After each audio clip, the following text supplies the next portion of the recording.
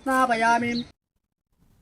Doctor BR Ambedkar Konaseema జిల్లా Ramachandrapuram police పరిధిలో drugs, గంజాయి వంటి మత్తు పదార్థాల వినియోగంపై ప్రత్యేక అవగాహన సదస్సు నిర్వహించారు.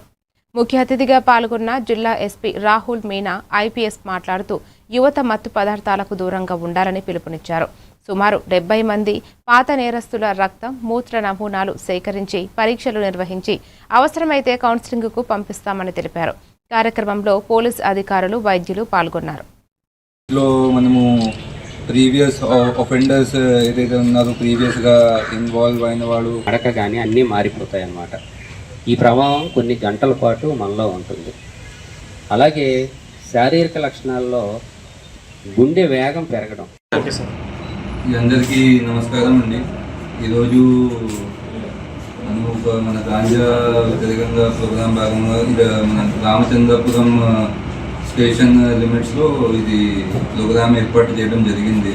దీంట్లో మేము పాత ఆఫెండర్స్ కానీ గాంజా కన్జ్యూమర్స్, పెడ్లర్స్, ట్రాన్స్పోర్టర్స్ కానీ ఎవరైనా ఉంటే అందరికీ ఈరోజు పిలవడం జరిగింది. వాళ్ళందరికీ మన దగ్గర రీసెంట్గా ఇది మెడికల్ టెస్ట్ కిట్స్ వచ్చినాయి. దీంట్లో వాళ్ళ శాంపిల్స్ తీసుకొని దీంట్లో టెస్ట్ చేస్తే మనకి ఇమీడియట్గా రిజల్ట్స్ వస్తున్నాయి.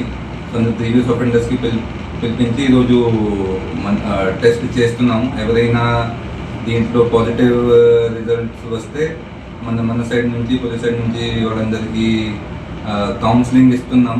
ఇది ఫస్ట్ టైం కాబట్టి అందరికీ కౌన్సిలింగ్ ఇస్తాము. నెక్స్ట్ టైం మళ్ళీ రిపీట్ ఆఫెండర్స్ ఎవరైనా ఉంటే వాళ్ళ మీద ఖచ్చితంగా ఎన్డీపీఎస్ లా పరంగా కఠినమైన యాక్షన్ తీసుకుంటున్నాం. ఈ youngsters and every one to stay away